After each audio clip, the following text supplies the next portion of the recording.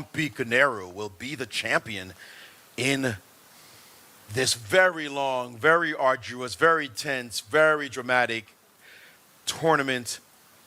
But anyway, one of the strongest players in history for sure. Yes, certainly a legend among the ladies. She has got the black pieces, and again, she's got to be the favorite. But the way Irene has been playing, I'm not counting anybody out. And now Rook takes, and you can take on a4. Yes. And I'm not even sure the best way how to draw this game. Probably must be a draw. She just sacked the pawn and hesitated. That's not good. When you play d5 with confidence and then you stop. Yeah, that's something definitely not to do. 11 seconds left, 10 seconds, and she's decided not to recapture the pawn, giving her opponent the chance to play the rook d7. Well, what's wrong with rook d7? Rook d7, you can play rook d7, you can play rook f5, that's another version of the same. But these endings are notoriously difficult to win when you're forced to defend. She's rook f3, ignored and well, played the move rook f3. Rook f3 makes perfect sense. So you force king g2, and then you have... Oh, rook a3 forces the same endgame with the side pass pawn, right? You go rook a3, and that's what she has done. So now rook d5, you might want to keep both pair of rooks, but rook d5, and take this one.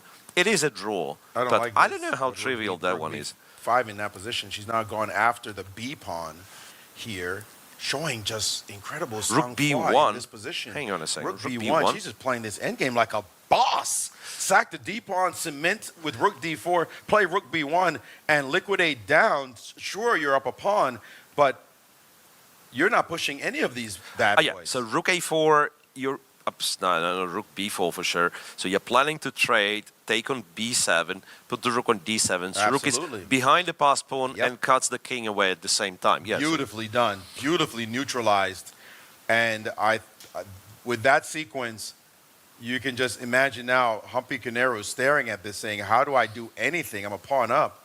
And White's position is in crisis because the h-pawn should have been protected back on g2. Why she played g4 and allowed this position to happen is beyond me. But now she is in deep trouble. And well, even here, d4 should be winning. This was a terrible move, king f4, because now, well, it's not about the moves. Just look at this setup. Rook defends both pawns. This pawn defends this pawn, so the king is free to march all over. Start creating problems and just advance your pawn. And now we were talking about a potential playoffs. That's out. I told the rook and pawn endings. If anybody within the sound of my voice, study rook and pawn endings because they may be boring. You might call them. You may be hard, but they are worth it. They are absolute game winners. So critical to know them because people blunder all the time. Very difficult to play. Now, we're saying it's completely over, and it is over. There's still a long way to go here, but this is the championship on the line. And because you gotta have to pick your poison. King g2, the king's got away. King e3, then rook b6, rook b3. And now you can play check on f6. Yeah, so she went here, now. But now it's peanuts. King b4, and then you start I did not like moving. that one at all. No, that's the end of it. Now she pushes. Now she pushes, and she's already got her bridge built. D-pawns.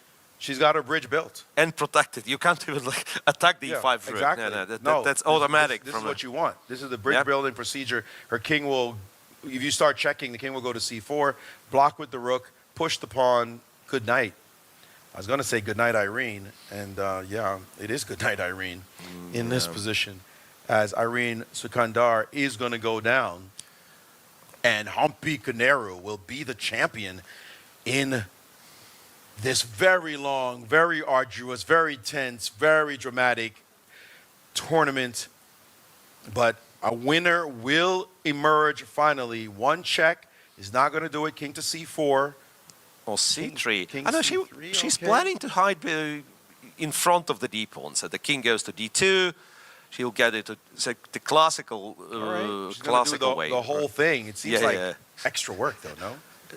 What was wrong with just putting the rook in the pawn? No, there was nothing wrong. Yeah, like there was something remotely wrong with that way of playing. But winning endgame, too far. And nothing changes as a result. The distance is not enough, right? That's correct. This is just.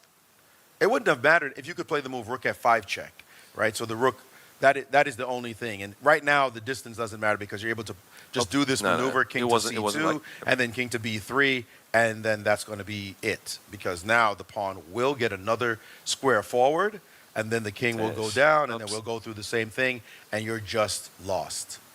Yeah, hitting this and this is a threat. In fact, the rook sitting on e5 will probably end up on e6 or e7. It'll drop back at some moment. Humpy Koneru has won the Fide World Rapid Championship for the women. Indeed, congratulations to her. An incredible final result, 7-way tie going into this round, and she emerges as the sole winner of the tournament. Congratulations to her. And what did we say about Team India? Somehow, one